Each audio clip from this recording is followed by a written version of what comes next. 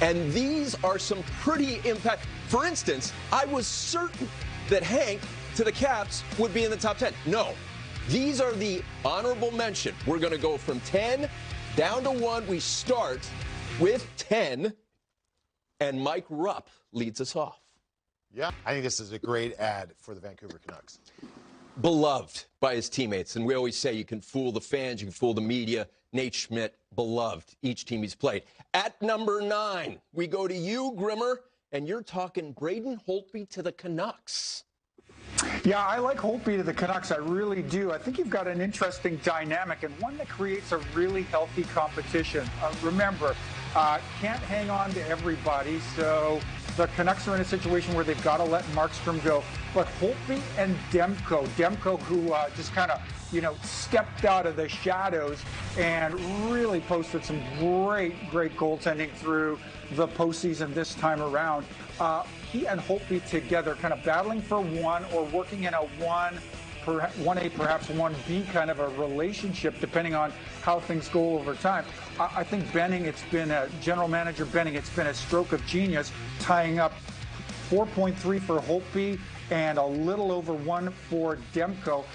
That's not a lot to invest in a really solid goaltending tandem, and I think that leaves these Vancouver Canucks in a really solid spot where the 2021 season is concerned, Tone.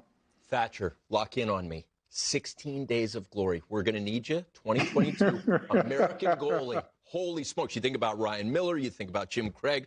What he showed in the playoffs, and Grimmer was right on top of it, bang on. Boy, Thatcher Demko.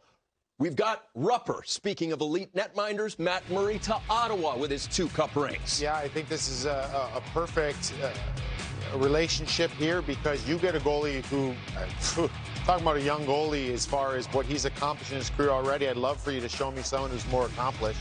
2 Stanley Cups in his quote-unquote rookie year. But you've got a guy that his age right now, I believe, is 26, and it's a very reasonable deal right there for Matt Murray, and I like the age. We spoke to him yesterday, and the thing I love about it is this team's projections do really well with his age. Sure. Because I don't think this team's going to be a contender for a number of years still. So maybe in the next 3 years, you're going to have Matt Murray still under the age of 30, and this team's going to be ready to make some moves here and be a much better team. How about the next one? Grimmer, we've got you highlighting Max Domi being traded for Josh Anderson. Why is that number 7?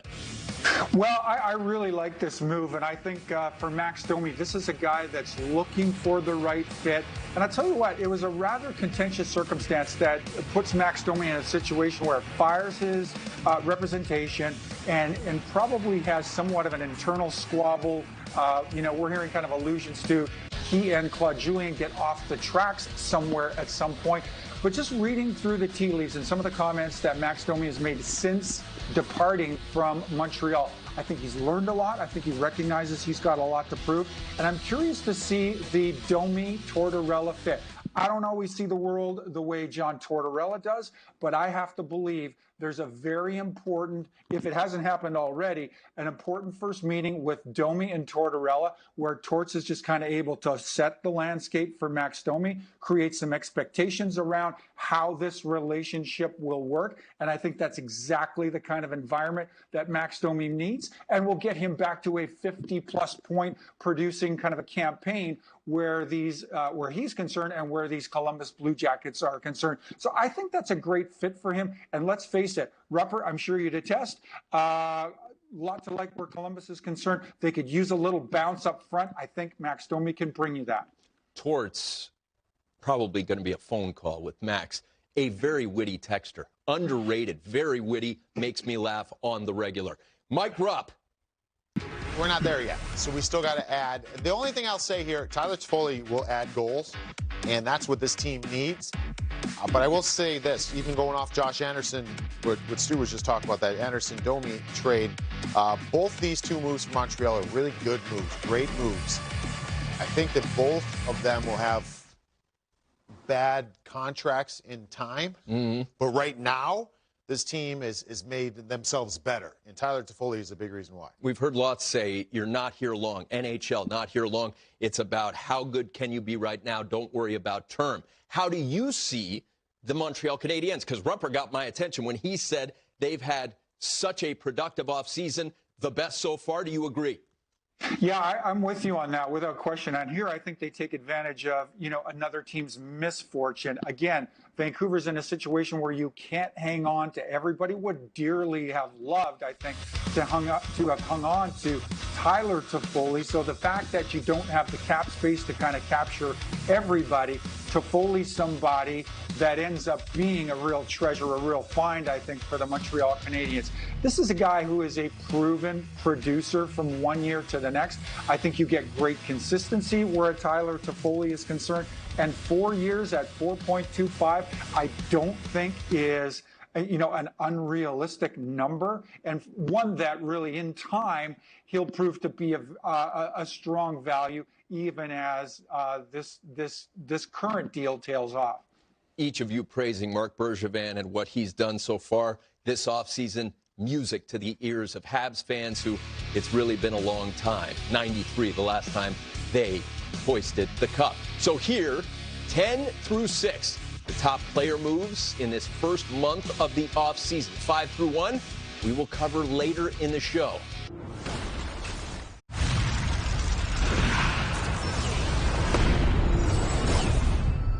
Grimmer and Rupper each submitted their top 10 player moves, and they didn't agree on a whole lot. We're at number 5, and Mike Rupp, you've got Alexis Lafreniere. At a time, but I think his ability and what he can do and the players he has the potential to play with the New York Rangers, every year this team dials it up a little bit more, and I'm expecting this addition to help them to be even better than they were this past season. Stu, at the World Juniors, he goes 2 points per game, wins the MVP. Canada wins gold.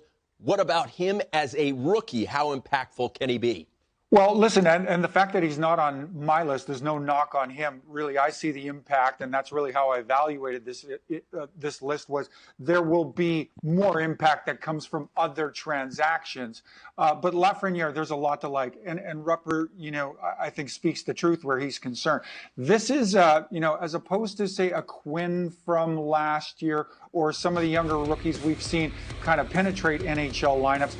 Here we have a guy, Alexis Lafreniere, who steps in and really has, for all intents and purposes, a man's body. 6'2", 200 pounds. He's got the kind of muscle mass and I think the physical maturity to really compete with NHLers and make an impact where NHLers are concerned. And two, Tone, to your point, this is a guy who has proven on the biggest stages takes his game to another level. So to New York Rangers fans, there's a lot to like in this year's first pick. And given the circumstances, given the roster that you're going to plug Lafreniere into, the circumstances are ripe for this guy really making some noise here in his first year in the NHL. We're going right back to you, Grimmer. We are at number 4, Torrey Krug. Such an impactful Bruin for so long.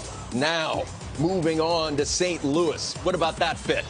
Well, and isn't this a critical move where the St. Louis Blues are concerned as well? Because they can't come to terms with Alex Pietrangelo, really, in my estimation, perhaps the most significant signing out there this offseason where the NHL is concerned. But Krug is almost an exact replica of everything you lost in Pietrangelo that you insert when you sign a Torrey Krug.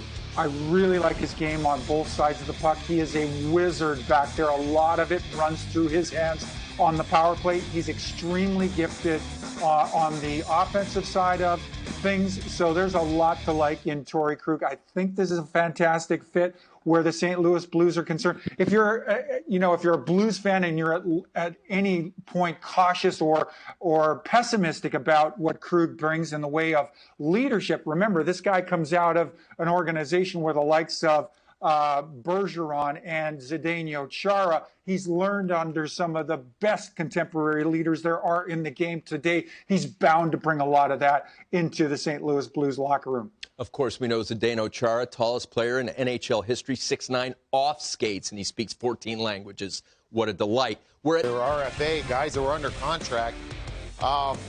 this guy's the best goalie today that was available. And Calgary landed him. And Calgary, in my estimation, hasn't had a legitimate guy that can steal you games consistently since probably Mika Kiprusoff. I mean, it's been a while. And I love this because they went out, they got one of the biggest problems that they've had. I'm not saying anything to David Riddick because he was good in his own right at certain times, but they have a guy now that can steal you games. You need a goalie to steal you hockey games sometimes. And when you're in a 7-game series, it always feels good to have one that you didn't deserve in the win column. So this is a good move. One of my favorite moves, actually, of the offseason. We've arrived at number 2, Grimmer, a league MVP making his way to Buffalo. How about Taylor Hall with the Sabres?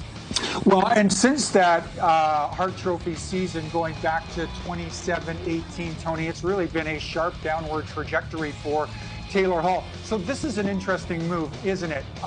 He's probably looking for terms not available to the extent that he's looking for in the marketplace this year. So settles on a 1-year deal at $8 million. And this is clearly a show-me contract, a show-me transaction where Taylor Hall is concerned. This is a guy who's still in his 20s, still has plenty of productivity left where his career is concerned, and wants to demonstrate to everybody in the business he's capable of 70 points and beyond going forward. This is a big year, a pivotal year where the career, the trajectory of Taylor Hall is concerned. I suspect Buffalo is going to be the beneficiary. Rupper, number 1, Vegas, baby. Move made. But my concern is at what cost? There's a lot of, what I'm hearing, some turmoil inside that room because everybody's name has been talked about and been rumored to be getting traded. So all these guys that were a part of this since day one, and some of these guys that really bought into there in Vegas, they got their guy, but now a lot of guys don't really know where they stand, so they got to manage that. So here are your top player moves according to our 2 experts. It's only been a month, and these are some huge names. You talk about drama in the room, I think about Siegfried and Roy and Montecore. What are you talking about with Vegas? It's just guys that to make a move like that, you gotta have some trades. And a lot of guys, I don't think like that their names were involved. That's why you watch NHL Tonight.